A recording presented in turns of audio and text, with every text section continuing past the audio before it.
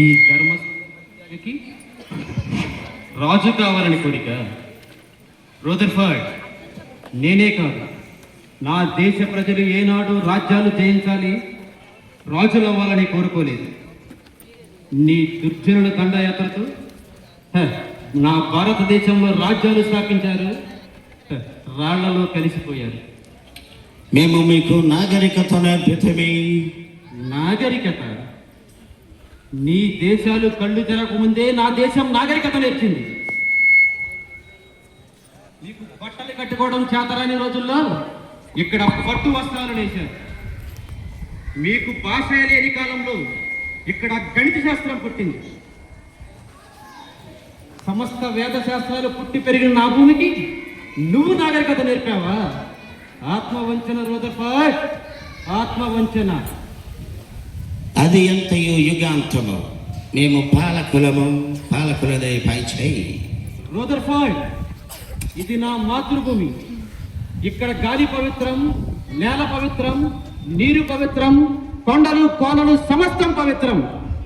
అలాంటి వేద భూములు 1000 జన్మలకైనా ఈ భూములోనే పడతాను. రదర్ఫర్డ్, స్వరాజ్యం ఒకడిస్తే పుచ్చుకునే భిక్ష కాదు, పోరాడి గెలుచుకునే హక్కు. నీ దుష్ట రాజ్యం నా జాతి ప్రజల్ని అంతం చేస్తుంది. రదర్ఫర్డ్, అల్లూరి సీతారామరాజు, ఒక్క సీతారామరాజు చనిపోతే 100లాది సీతారామరాజులు ఉద్భవిస్తారు. ఒక్కొక్కడు ఒక్కొక్క విప్లవీయుడై బ్రిటిష్ సామ్రాజ్య పునాదులు ప్రకటించి వేస్తారు. సీతారామరాజు ఒక వ్యక్తి కాదు, సమూహ శక్తి, సంగ్రామ పేరి, స్వేచ్ఛ మారుతం, స్వతంత్ర నినాదం.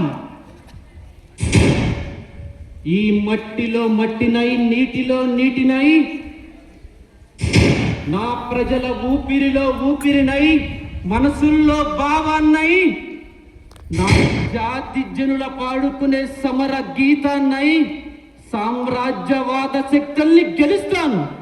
స్వతంత్రే జైకేతనంగా నిలుస్తాను. అక్కడ కాదురా, ఇక్కడ కాదు.